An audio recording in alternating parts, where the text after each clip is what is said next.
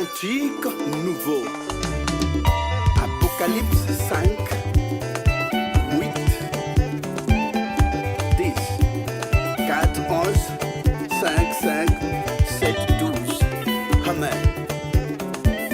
Page 23, 25e cantique.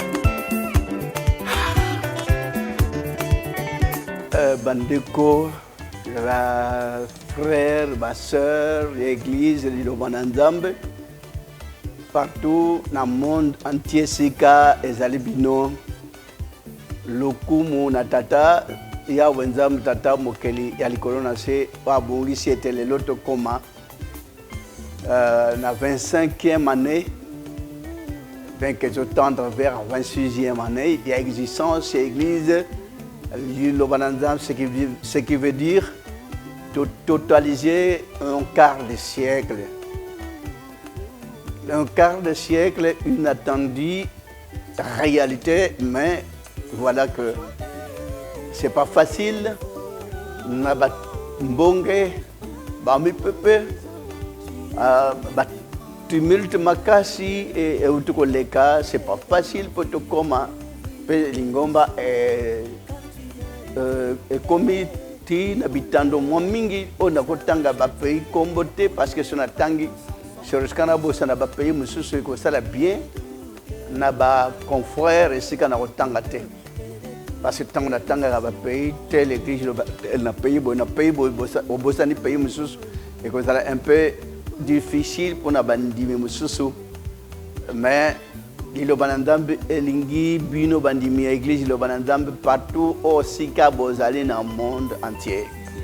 Vraiment une fois de plus na grâce ya Yahweh Nzambe tata na sengete nkolo apambola bino nyonso na courage na détermination na molende na mpiko bozali koyika. C'est vrai que na l'Ilobananzambe tolobaka te ke boya ebele salaka publicité to benga kate mais nzambe abongisaka oyo abongisi lelo baye o nzambe abongisi lobi kuna baye oyo abongisa l'année prochaine baye bandimi ya liloba nalobaka to que soki moto alandi liloba akozwa mbongo akozwa boye soki ozwi prière pour mon église, c'est une puissance aux bongo. Non. Tobarate étant beaucoup à stade à peu de fonds, boyanda et belé, oya péché belé d'enzamba pambola. Non. Oya yenangote, c'est la même chose. Et l'orezo ko compte mingna le sambo nabino un jour comme on a mboka na tata. Ko sambela na vérité, ko sambela na solo. Et là, étangite que so sambela aujourd'hui abondance, non. Soit aujourd'hui prospérité, non. L'église, l'Ilobananzambe est promettre kabino ba bien matérialité. Ce qui te promettre bino ba bien matériel que oya bala kata ko bala ça serait mal faire. Oya ko bota kata ko bota même banganga ba pesa ko bota. Oya teka ka bien te akoteka, ça serait mal faire. Ezate pour mon puissance église l'Ilobananzambe oye opesi dim bala moko mbongo ezongi non. Lo sambo bozolanda Hollanda na modèle ya kumi pesa mingi kolanda lipambole kolanda lo sambo ko to sa ba droit même ba kubenga kateke pesa opambola non. Oya pesi ça va so azanango a pesi pété amour azanango alongwe na ngona ndako pona kokota église c'est déjà bolingo monene et pas na tata mais celle but principal sans vous le cacher ya ko bombe la binote kaka mokolo tokolalaka jour ya ko longwa na se awa ya mo nzoto lali omona mboka na Nzambe et loko est important. Oh, ndekona ayebisa bino de jour au jour rien que kozwa lobiko ya bomo ya seko. Lobiko ya bomo ya seko ezaka na nzoto boite. Moto alandi ba bien matériel atika kayango batika yango ebele etika la ko beba ko pola ba welani nango na bo batikali kolanda lobiko ya bomo ya seko ezate ko so pesi mbongo na église mbongo eboti mbongo non ko bateko so landi lo sambo zu prière zu libala non banyama bazwaka mabala bakenda ko sala bongo ba prière et pas nyama musute eza ba cadeau ba accessoire onzamba bongisa pona moto na moto o azana nzamene na kati na motema même mingi bakenda ke pa ya bisimba bazwaka pe mabala mingi bakenda osala pe bakristo bazwaka pe bana bazwaka pe mbongo mais mbongo condition conséquence boye bibino moko ndenge batu basuka kasoka ke na banganga kisi so ke na bisimba frères et sœurs église ekotika la kosimba bisimba po bomona ba onction ya batu ko sauter ko tutuka ko nganga ko sauter ko sakola devant tout le monde pour ba mona teke onction est une église. Je vous rassure que l'église yo ba kolanda pona otala prophète Konde était prophète Konde azape moto nzamba ponaki abota milikola binonyos akoli likola binonyos ndenge bomona ba pasteur babota milikola batonyos bakoli likola batonyos balia quand même mandeke bino bozolia différence ezate oya otonda na puissance nzambe oya otonda na bolingo mingi bolingo eza très important Satan sako azolongola mingi na mokili parce que Satan rôle na yeko ya kolongola bolingo kotia division kotia haine kotia jalousie kotia lokuta pote bato milimo ebunga mais liloba ye pote ebungisa milimo na binote et ko flatter yo landa poza bozuite au cause de la pauvre mo landa nzambi na yo au cause de la malheureux et au cause de la ke potote mo landa nzambi na yo pote mokola suka but principal comme on mboka na nzambi a mais à la sauver molimo pesa la sauver faut tonda na bolingo faut tonda na kondima molimo pesa la sauver il faut landa valeur ya le sambo liloba merci mingi na bandimde bolanda liloba sans kolemba ben que tourmenté de qu'on a bino to vivre ba tourbillon ya ba problème merci na aide na bino na soutien na bino merci na soutien pe ya ba autorité à pays pour ce que ndeko mwana na bino azaki muta berer makasi ndele lo azele sika ya mabe mais quand même l'État accompagne qui mwana na bino nandenge possible ko manifester pour te liloba et continuer côté mana mokili mobimba bien que mal compris liloba a tellement tout le temps de problèmes et qu'aussi la terre et qu'on l'embâtait et qu'on ticate on connaît bien tout passé quart de siècle na dur labeur mais malembe récite mon ani tito komi ne l'école c'est pas facile na ba pays nyonso o ilobake na ba pays nyonso ba yambi loba merci dans tous ces pays ba pays nyonso j'ai toujours été dans l'émotion et ça moi tout le temps pendant le temps loba et c'est que ba tcheji ba tu vas comprendre en mal mais ils a produit quand même zobiki ça et c'est que ba pekisi misuni pour nous payer sa valeur il y a trois être vivant monsieur sur na pema de ba commune la Bible on a pema essence la yao ndenkola limboli que l'originalité il y a péché Adam Ève za kotika ko boma batu ba moni on dirait église koti ya ban ekomi ya bandoki parce que tozoboya ko boma nyama parce que c'est être vivant le la biso batu ba comprendre très mal mais gloire à Dieu na bino batu ba comprendre mais quelle grandeur quelle valeur bu pesi nzam na bino nzam na bomo akotika bino te bandima iloba frère sœur ba papa ba maman na bilenge nyonso bobundaka butu moy pona ko lutter pona ko soutenir ndeko na bino grande la joie de votre frère o ba yebi que na pieza ki bango par cette fois motif de conscience, ou bien peut-être mon comportement humain, parce que ça ne peut pas manquer.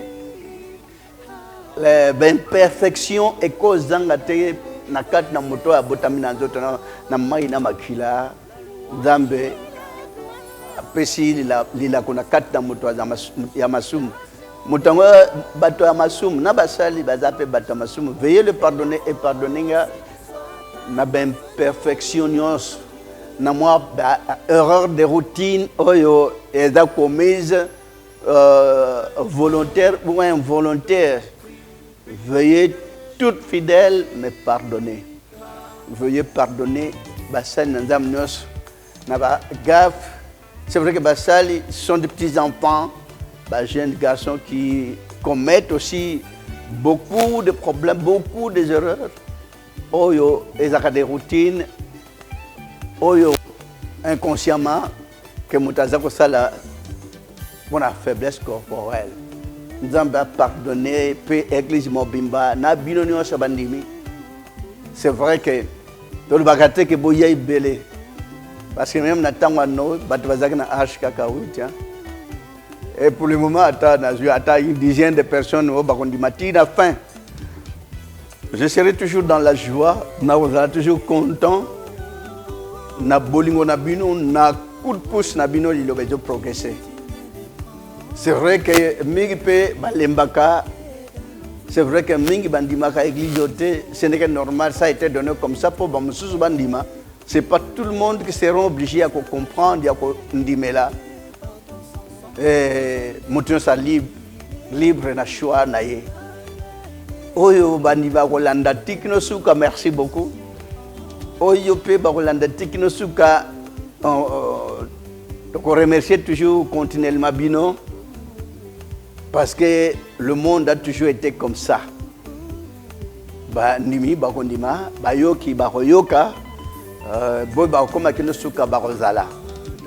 Yahweh apambola bino bandimi lo banzam partout dans le monde entier seka bozali me bo pardonner ndona bino na mwa ba erreur na ya minene na ya mike bo pardonner pe basal na mwa ko tambola ya bango moto na moto landanzam na yo.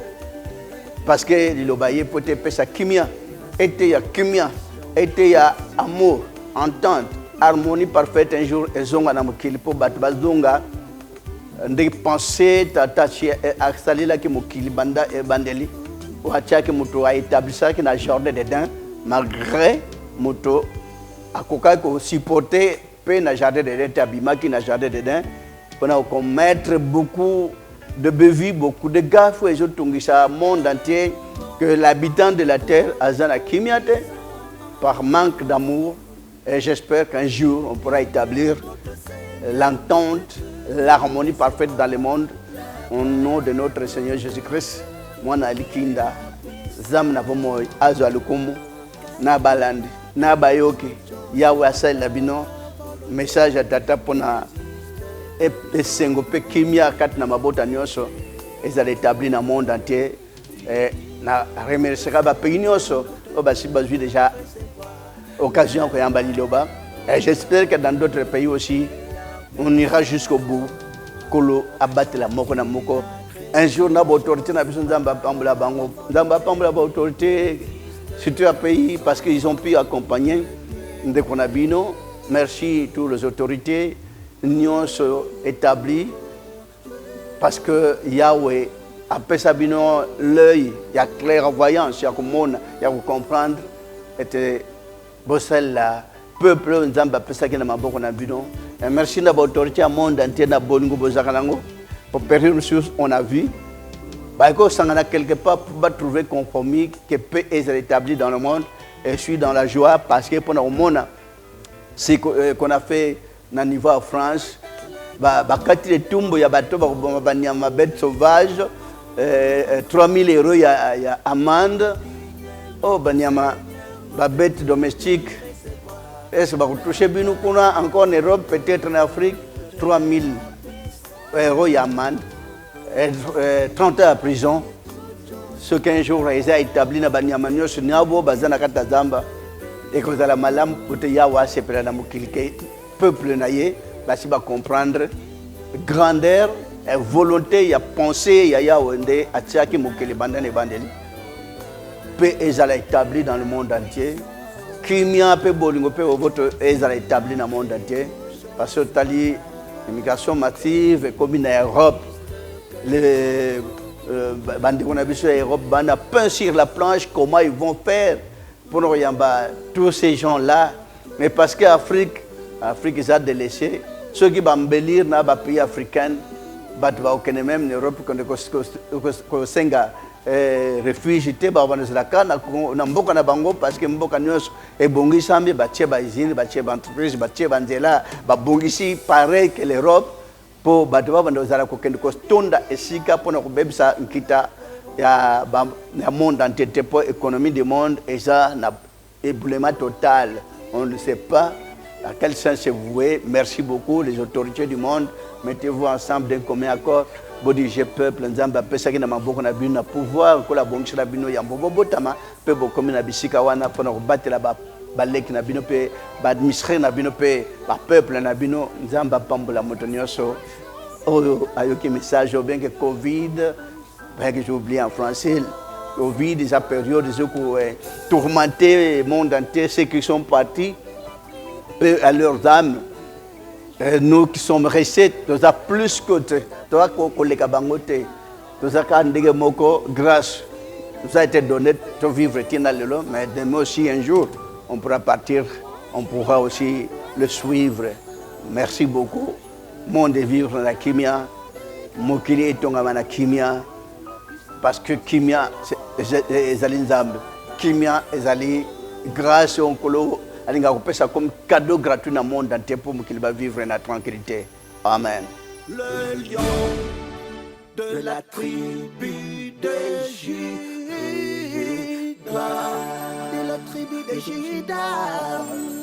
le rejeton de Dara, le rejeton de Dara.